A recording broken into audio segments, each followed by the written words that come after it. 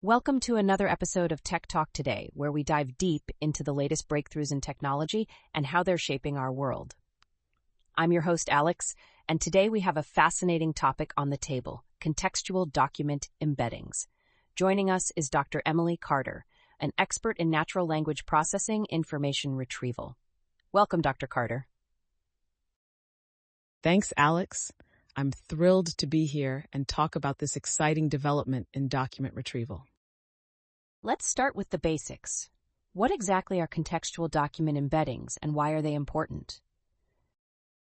Great question, Alex. Contextual document embeddings, or CDEs, are a novel approach to document retrieval. Traditional methods often treat documents in isolation, but CDEs consider the context provided by neighboring documents. Think of it like reading a book. Understanding a chapter is often enhanced by knowing what happened in the chapters before and after. Similarly, CDEs improve retrieval by embedding documents with awareness of their neighbors, leading to more accurate and relevant search results. That sounds like a game changer. How does this differ from the usual methods we see in document retrieval? Traditional methods, especially dense embeddings, focus on individual document representations. They often miss out on the broader context, which can be crucial for understanding the document's relevance. CDEs, on the other hand, use a contrastive learning approach that incorporates neighboring documents into the training process. This means the model learns not just from the document itself, but also from the context it resides in, similar to how contextualized word embeddings work for words within sentences. I see. And you mentioned contrastive learning. Can you elaborate on how that plays a role here? Absolutely. Contrastive learning is a technique where the model learns to differentiate between similar and dissimilar items. In the case of CDEs, we use a new contrastive learning objective that includes document neighbors. This means the model is trained to recognize not just the target document, but also how it relates to its neighboring documents. Additionally, we've introduced a new encoder architecture that effectively incorporates this neighboring information, enhancing the model's ability to retrieve relevant documents even in unfamiliar domains. Speaking of domains, I heard that your methods achieve state-of-the-art performance, especially in out-of-domain settings. How did you manage that? That's right, Alex.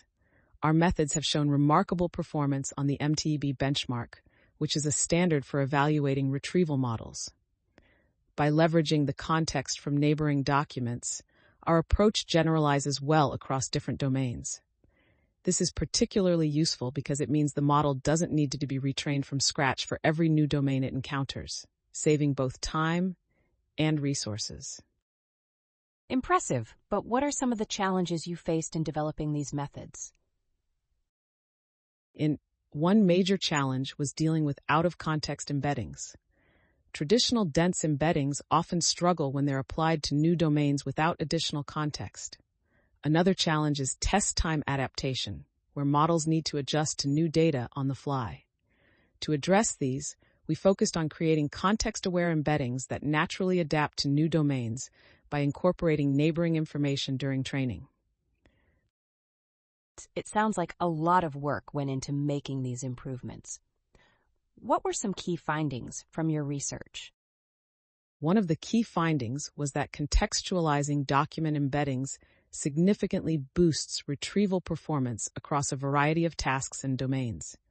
Moreover, we achieved this without resorting to large batch sizes or complex negative sampling strategies, which are common in other approaches. This efficiency makes our methods more scalable and practical for real-world applications. That's a big win for efficiency. Were there any obstacles you encountered along the way? Yes, computational complexity was a significant obstacle. Contextualized models require careful management of computational resources, especially when scaling to large datasets. Additionally, the presence of false negatives in training data can pose challenges. To overcome these, we implemented clustering and filtering techniques to group similar documents and reduce false negatives. We also used a two-stage gradient caching technique to manage the computational load effectively. It sounds like you tackled these challenges head-on. what are some broader implications of your work? The broader implications are quite exciting.